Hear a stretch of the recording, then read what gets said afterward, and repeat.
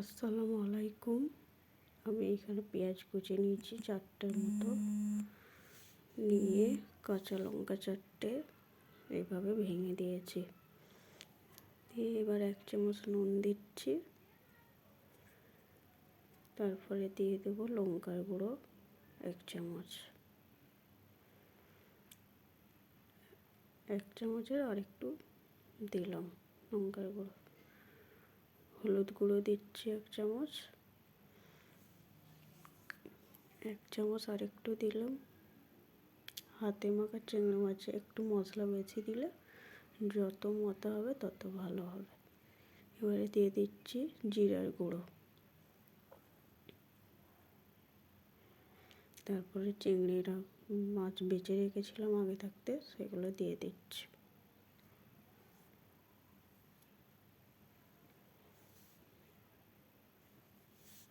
সরষের তেল একটু বেশি করেই দিতে হবে।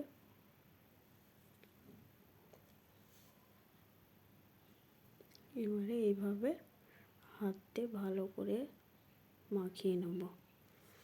যত বেশি হাত দিয়ে মথা হবে একটা সেন্ট কি সুন্দর বের হবে। তো এইভাবেই হাত দিয়ে যত মাখাবে তত টেস্ট হবে।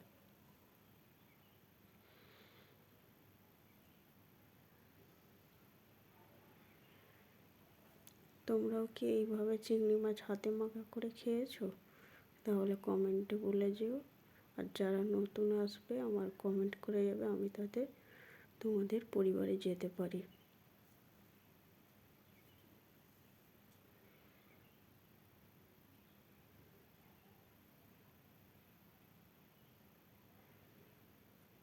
এইভাবে দোলে দোলে মাখিয়ে নিতে হবে, যাতে মশলাটা চিংড়ি মাছের ভিতর ঢুকে যায়। এবার আমি জল অ্যাড করছি, পরিমাণ মতন জল দিয়েছি।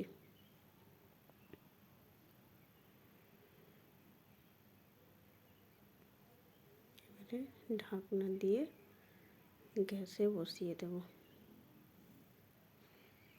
30 মিনিটের মধ্যে রান্না হয়ে যাবে। একবার খুলে দেখছি কেমন হয়েছে। খুব সুন্দর হয়েছিল।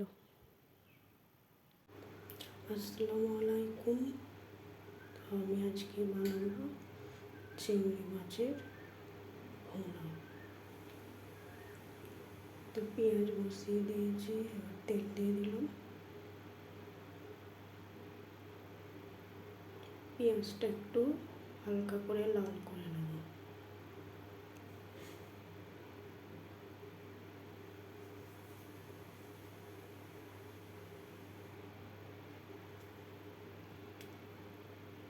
এই চিংড়ি মাছ ভুনা ঝাল ঝাল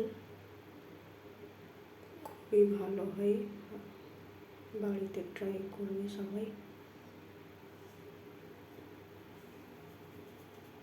পেঁয়াজটা যতক্ষণ না হালকা লাল হয় ততক্ষণ মশলা দেব না।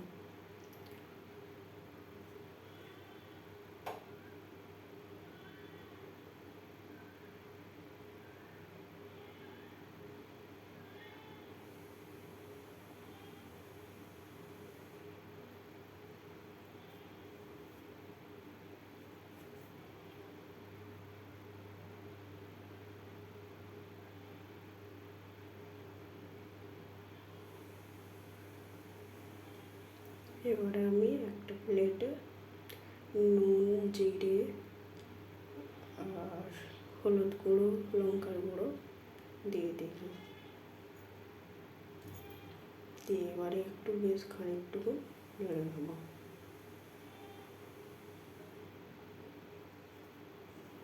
পেঁয়াজটা বেশি ভাজা ভাজা করবো না। চিংড়ি মাছের ভুনা একটু পেঁয়াজটা নরম থাকলে খেতেও ভালো লাগে।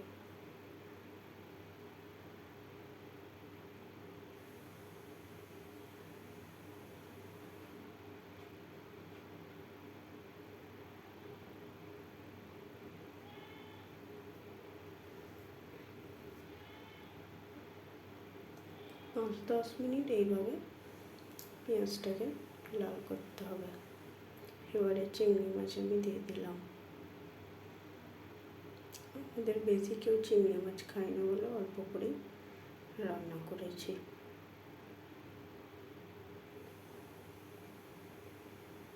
এইভাবে একবার বাড়িতে ট্রাই করে দেখো, খুবই ভালো হয়, খুব সুন্দর খেতে হয়, ঝাল ঝাল লাল লাল, খুবই টেস্টি হয়। বন্ধুরা যারা যারা আমার নতুন বন্ধু হয়েছে তাদেরকে অসংখ্য ধন্যবাদ।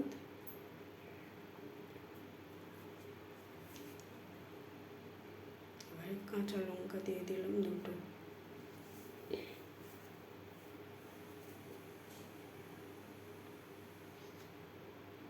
দেখো কতটা লবণীয় হয়েছে। এবারে আমি জল অ্যাড করে দেবো।